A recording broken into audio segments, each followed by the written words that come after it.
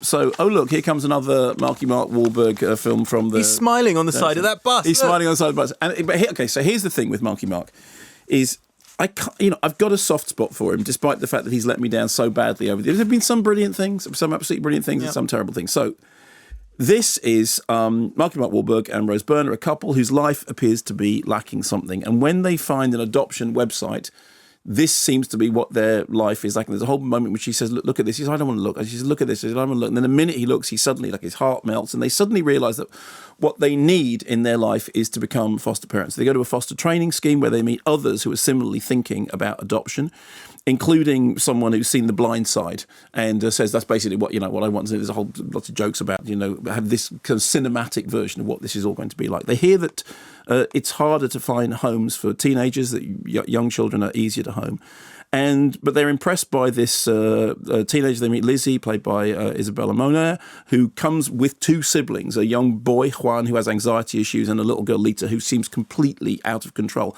Initially, they bring the kids to their home and their lives are turned upside down. They don't know what they're doing. They don't know how to parent. But gradually, slowly, they start to win over the younger kids.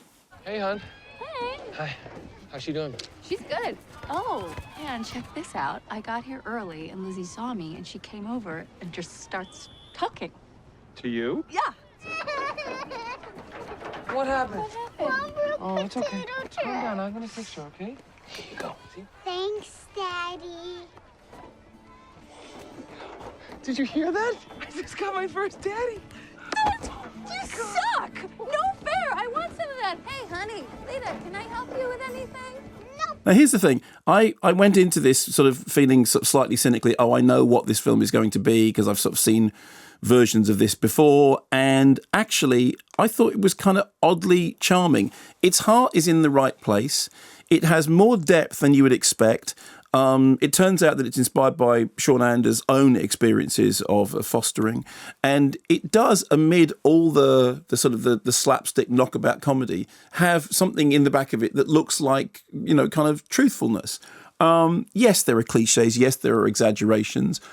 Mark Wahlberg is doing that thing that Mark Wahlberg does about playing the kind of the likable blue collar character. Mm-hmm. Rose Byrne is doing the thing that she does of playing somebody that you sympathise with, or that she's kind of edgy and she's slightly uptight, but she's her heart is in the right place. And I found myself enjoying it much more than I thought I was going to.